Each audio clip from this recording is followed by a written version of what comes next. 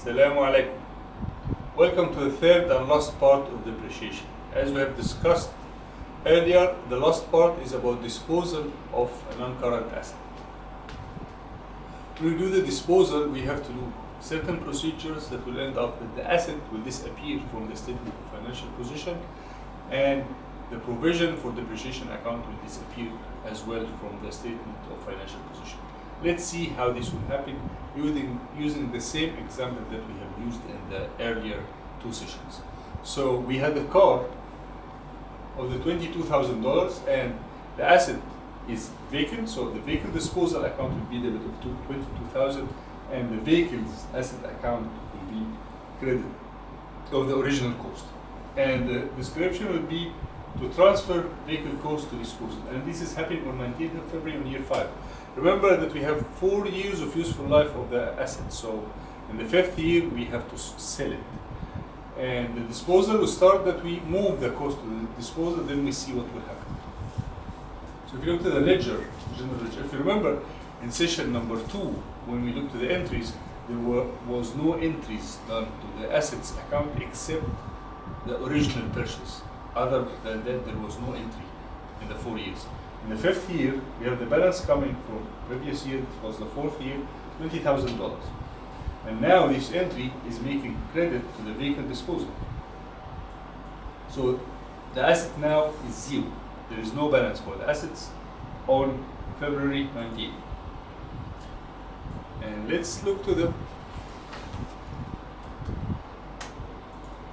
following entry. Now we have a new entry that's called vehicle disposal. Following entry would be the other account associated with the vehicle. It's the provision for depreciation, for vehicle depreciation account. So we have the balance of 14,000.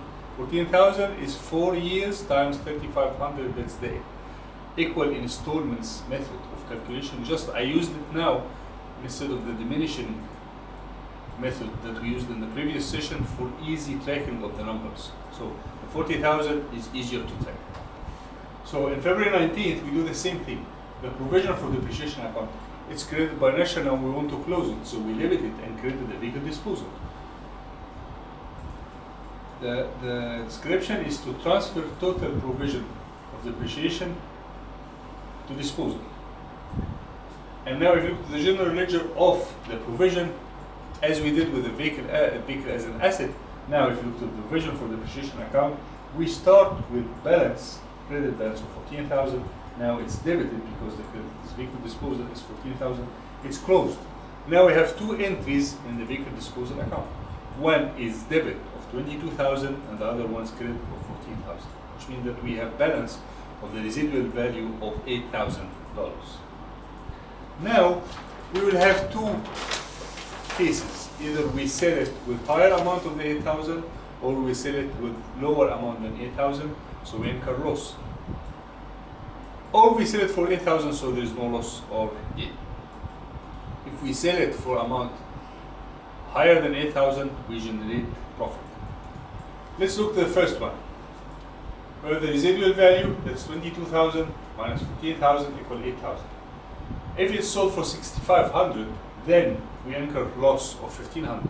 The first entry would be bank to vehicle disposal, the 6,500 the proceeds from vehicle disposal. Then we recognize the loss. That's the difference between the 6,500 and the 8,000. It's 1,500. Income statement will be debit and the credit will be vehicle disposal. And this is to transfer loss on vehicle disposal. So we did two entries, one for the proceeds and one for the loss. Both equals the remaining amount, the residual value. Now let's look to the vehicle disposal account.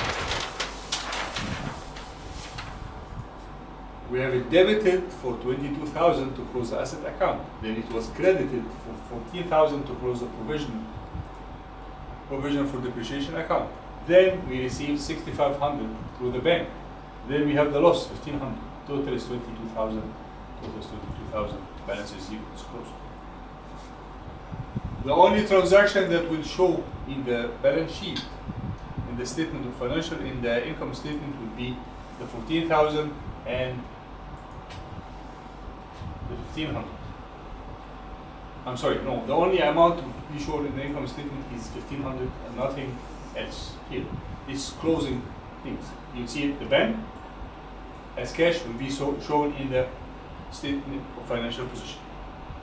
So we end up with the 8,000, only the remaining residual value, 6,500 shown as cash and 1,500 shown as loss in the income statement, not the statement of financial position. That will be reflected in the net profit or loss of the year with other expenses and revenues, as you will see when we study the income statement. If the vehicle was sold for $8,900, then there is a profit of $900. So let's see the first entry. The first entry is very normal. Bank to vehicle disposal, $8,900.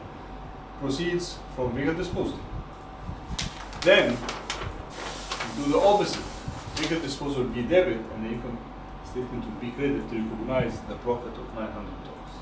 Then if you look to the vehicle disposal account, we have the $22,000 debited to close the asset, $14,000 credit to close the provision for the depreciation account, $8,900 of the proceeds, and $900 is the profit income statement.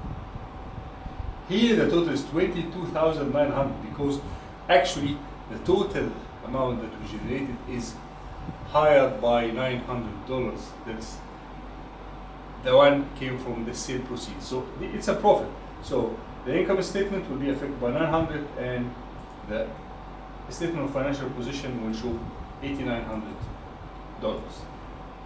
That's it for disposal of asset, and when we do exercises you will see it more clearly. Thank you.